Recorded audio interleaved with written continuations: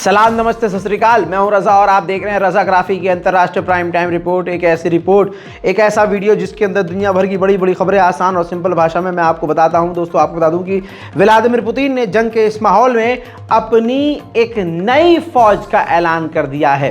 कहा जा रहा है कि ये फौज परमाणु हमला करने में और परमाणु हमला रोकने में पूरी तरह से सक्षम है और ताकत रखती है।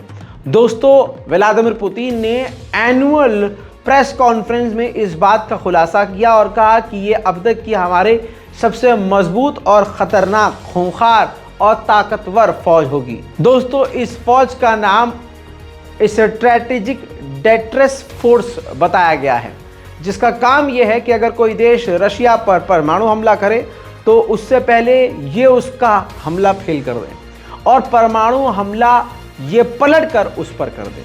साथ ही इस फौज की खासियत ये है कि इसके लीडर सिर्फ पुतिन है। ये डायरेक्ट पुतिन को ही रिपोर्ट करेंगे और पुतिन डायरेक्ट इनको कमांड देंगे।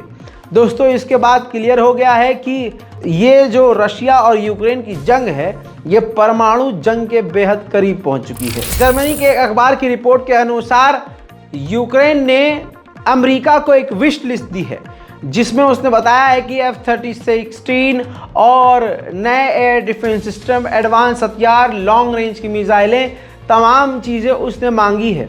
इरादा यूक्रेन का यह है कि 2024 की शुरुआत में ही वो दूसरा काउंटर ऑफेंसिव बड़ा हमला रशिया पर करे।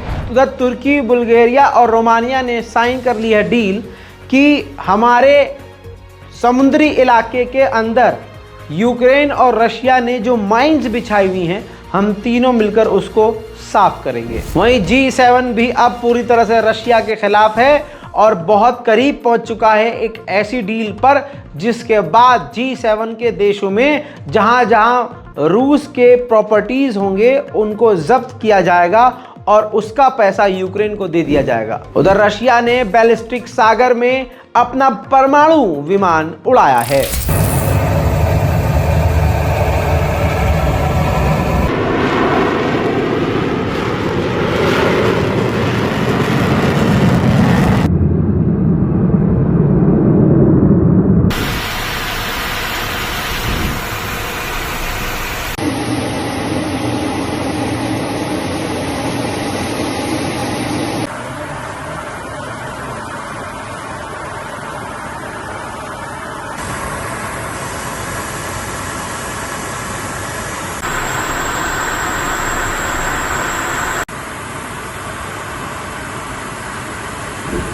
रशिया अपनी सबसे ज़्यादा जो मिसाइल इस्तेमाल कर रहा है उसका नाम किंजल है।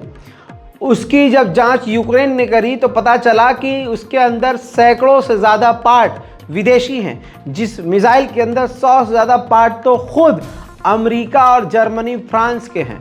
तो दोस्तों, ये बड़ा झटका America, Germany, France, Britain, Ukraine और पूरे यूरोप के लिए हो गया है कि रशिया की सबसे खतरनाक मिसाइलों में हमारे पार्ट लगे हुए हैं भैया। रशिया ने यूक्रेन के जिस खैरसन के इलाके पर कब्जा किया हुआ है, यूक्रेन ने उसी पर हमला कर दिया, उसी जगह पर, जिसमें 2 गांव के आम लोग मारे गए हैं। वहीं रूस ने जिस डोनेट्स्क के इलाके पर कब्जा किया, यूक्रेन ने वहां भी हमला किया, जिसके बाद वहां बड़ी आग लगी।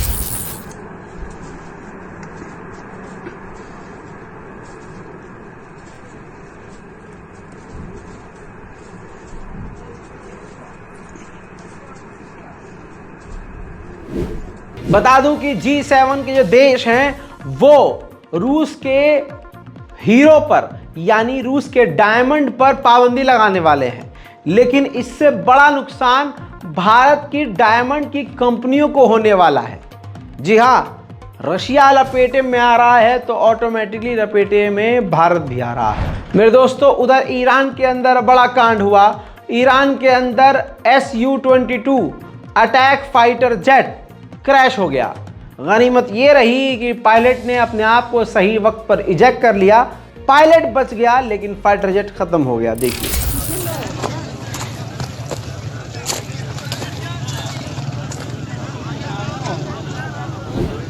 उधर ईरान के शहर इस्फहान में ऑयल रिफाइनरी फैक्ट्री में बड़ी आग लगी, जिसमें कहा जा रहा है दर्जनों से ज्यादा लोग घायल हुए।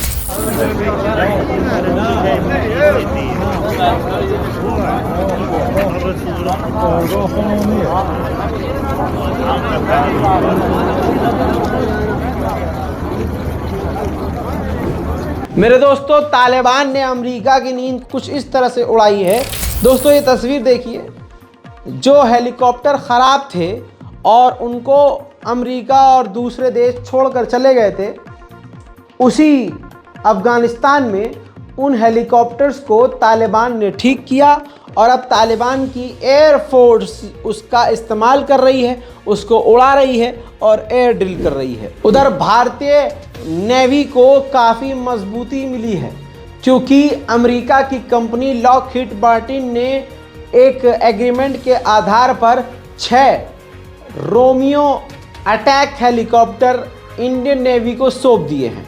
2025 तक 24 अटैक रोमियो हेलीकॉप्टर भारत को देने हैं, जिनमें से वो 6 दे चुका है। मैं आपको बता दूं कि भारत का बुरा वक्त चल रहा है, क्योंकि पनौती की वजह से भारत को नज़र लग गई है। मेरे दोस्तों, भारत पर इल्ज़ाम ये है कि विदेश में अपना ये काम 35 करता है। भारत की एजेंसियां अपने खिलाफ बोलने वाले लोगों को विदेशों में मरवा देती हैं। याद होगा, अमेरिका के अंदर पन्नू के कत्ल का इल्ज़ाम भारत पर लगा और बाइडेन सरकार ने जमकर मोदी सरकार की आलोचना करी। और आपको अब ये बता दूं कि मोदी सरकार को ये उम्मीद थी कि बाइडेन सरकार में अमेरिका की संसद में बैठे हुए जो भारतीय मूल के बड़े बड़े नेता हैं, वो भारत का बचाव करेंगे। लेकिन मेरे दोस्तों, पनौती तो पनौती है, उल्टा हो गया। अच्छा कुछ हो ही नहीं सकता। हिंदी के अखबार का सोर्स आपके सामने है।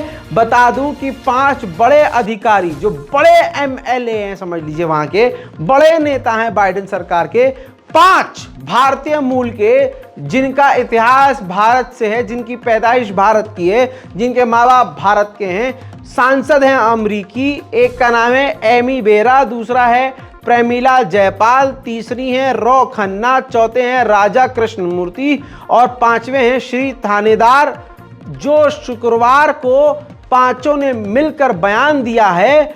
उसने भारत की मोदी सरकार को हिलाकर रख दिया है। उन्होंने मिलकर भारत के खिलाफ ही बयान दे दिया और कहा कि यह बेहद गंभीर मामला है। भारत ये कंफर्म करे, यकीन दिलाए कि ऐसा फिर कभी नहीं होगा। भारत ऐसी साजिश अमेरिका की सरजमीन पर दोबारा ना करे और जांच में हमारा पूरा सहयोग दे। लीजिए, बाइडेन सरकार ने भी खुलकर मोदी सरकार को जलील किया। तो मोदी सरकार जो सोच रही थी कि वहां मौजूद जो भारतीय हमारे सांसद हैं, भारतीय मूल के सांसद, वो हमारा साथ देंगे, तो उन्होंने भी मुंह पे थूक दिया। मेरे दोस्तों, ये देखिए, कुवैत के अमीर का देहांत हो गया, इंतकाल हो गया, क्योंकि काफ़ी लंबे समय से बीमार चल रहे थे। अब आप कहेंगे रजा भाई, इसमें हमारे लिए बड़ी खबर क्या है? तो बड़ी खबर भाई साहब ये है कि कुवैत के अमीर मरे तो मोदी सरकार ने भारत में एक दिन के शोक का ऐलान कर दिया। यही मोदी सरकार न जाने कितने मुसलमानों के मॉब लिंचिंग को शायद करवाती है या फिर चुप रहती है। इसी मोदी सरकार के टी राजा जैसे गंदे नेता मुसलमानों के जेनोसाइड और बाइकॉट और कत्लेआम की बात करते हैं। यही मोदी सरकार खुद के मुसलमानों का बाइकॉट करती है और विदेशी मुसलमानों के मारे जाने पर शोक का ऐलान करती है। कहा जाता है कि यह डबल इंजन की सरकार है। मैं यहां पे कहना चाहूंगा, डबल इंजन की सरकार नहीं, डबल फेस वाली सरकार है। गजब बेइज्जती है। उधर अमेरिका ने नॉर्थ कोरिया को धमकी दी है कि अगर नॉर्थ कोरिया ने गलती से भी अमेरिका पर परमाणु मिसाइल दाग दी तो इसके रिजल्ट में ये होगा तो किम जोंग का जो शासन है खत्म हो जाएगा। तुर्की को एक बड़ी सुकून वाली खबर मिली है।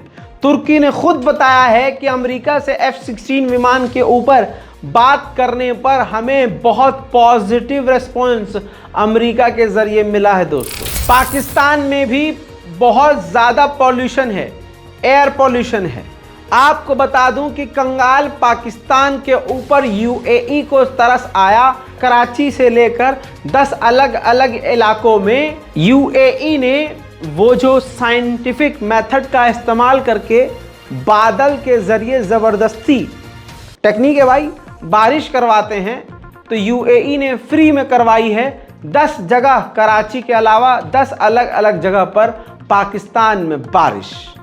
कुदरत के साथ खिलवाड़ इसे कहते हैं। मेरे दोस्तों, अमेरिका पहुंचे हुए हैं पाकिस्तान के आर्मी चीफ। ताज़ा तस्वीरों में आप अपनी आंखों से देखिए, अमेरिका के टॉप लीडरों से उन्होंने मुलाकात की है। दैनिक भास्कर के अलावा नव भारत टाइम्स और न जाने कहां कहां खबर आ चुकी है। पाकिस्तान की सेना के प्रमुख आसिम मुनीर ने यूएस में कश्मीर का मुद्दा उठा दिया और अमेरिका के अफसरों से गुहार लगाई है कि हमारा कश्मीर का मुद्दा हल करवाइए। अमेरिका के एनएसए से लेकर बड़े बड़े लीडरों से मुलाकात कर चुके हैं आसिम मुनीर। अंतर्राष्ट्रीय रिपोर्ट में आज और अभी के लिए इतना ही।